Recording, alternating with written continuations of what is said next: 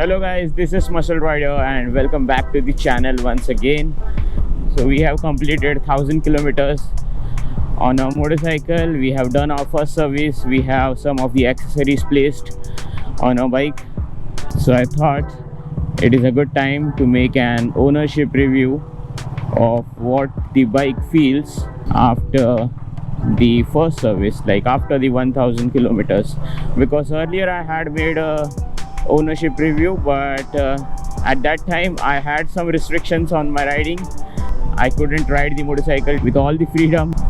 Now the first service is done, so let's make a good ownership review of how the bike feels after the first service. So now talking about the suspension of the motorcycle. I'm with the pillion and my pillion is carrying a luggage, and currently look, I'm riding through this kind of roads.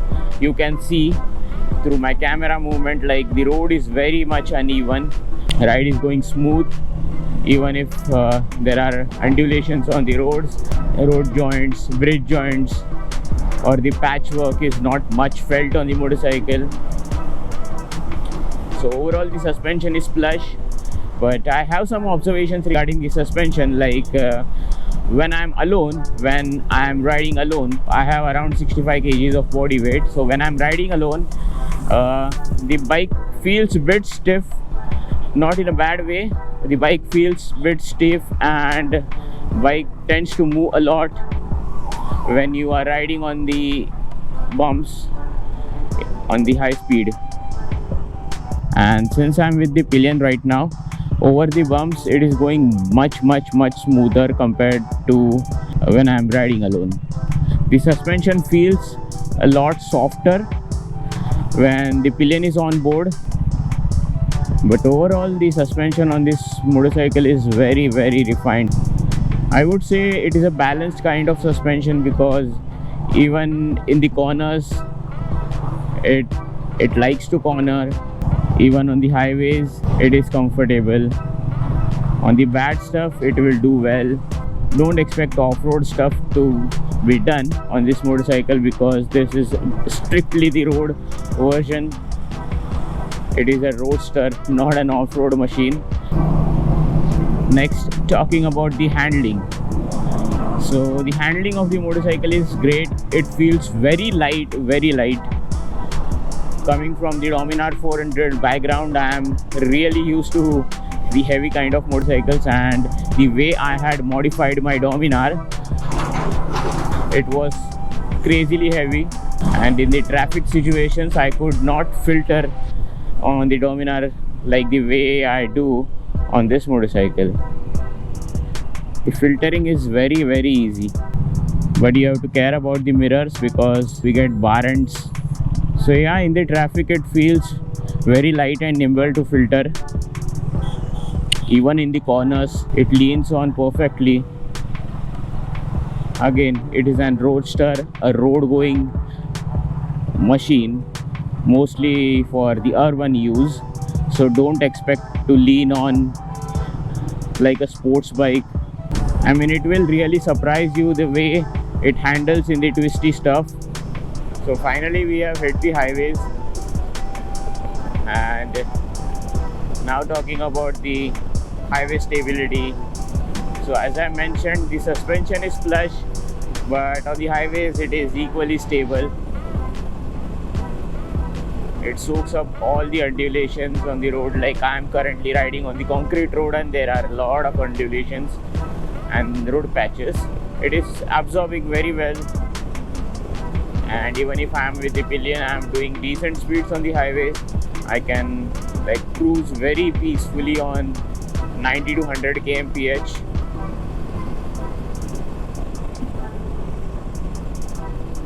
With no stress to the engine. I am like doing for 5000 rpm and going at 90 kmph with the pillion and luggage.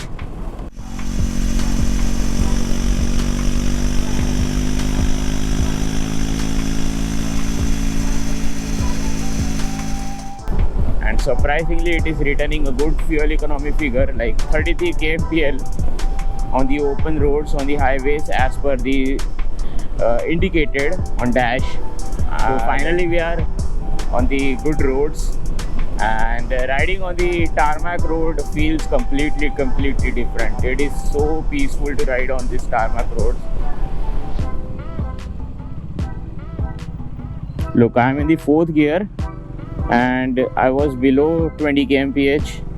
With a bit of feathering, clutch feathering, I could literally roll off in the same gear. Ideally speaking, you should not do it very often. This was only for the demonstration purpose. But again, riding in the high gears has its benefits, like you will get a great fuel economy. Always belting out in the low gears will give you a good acceleration, good punch, but in the high gears it will return you a good fuel economy.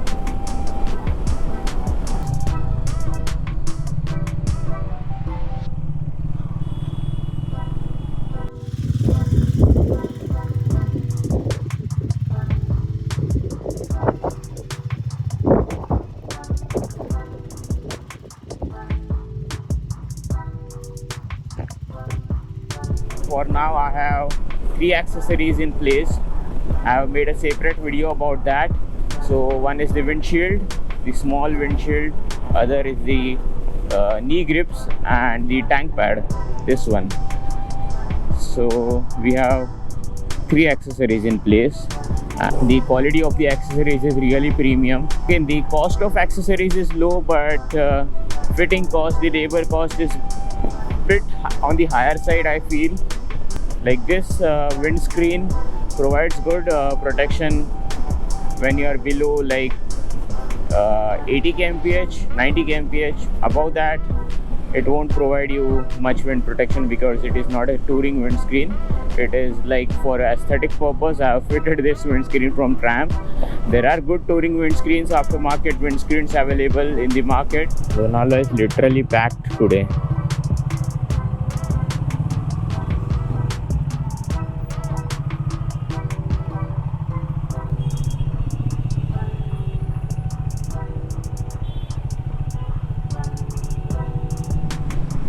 So we are starting with the twisty roads now. Hopefully there should not be any traffic in the twisty stuff.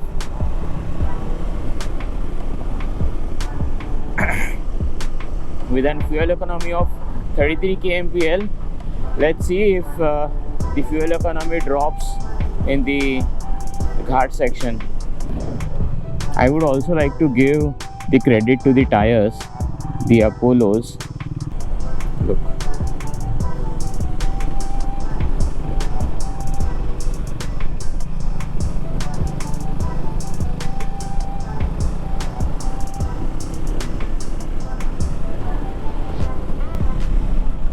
And even on the inclines, it is picking up well with the pillion and the luggage. Oh damn, the entire ghat section is packed. The fuel economy has dropped again.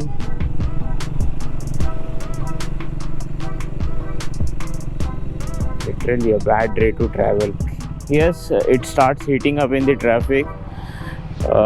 If you are with the riding pants and riding boots, you won't feel any heat at your legs. The fan noise is a bit annoying and it's a bit loud, so you can constantly hear it when you are stopping in the traffic.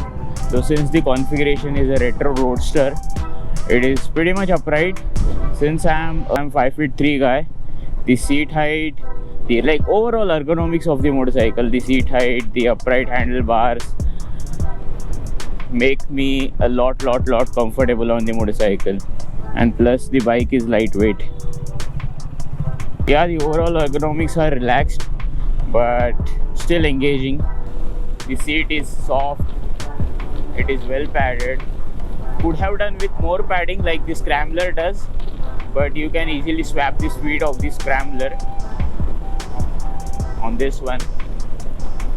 So again, for the 100-200 kilometers ride like we are doing today, it is fine, like no issues with the padding. But for the 500 kilometers or rides beyond 500 kilometers.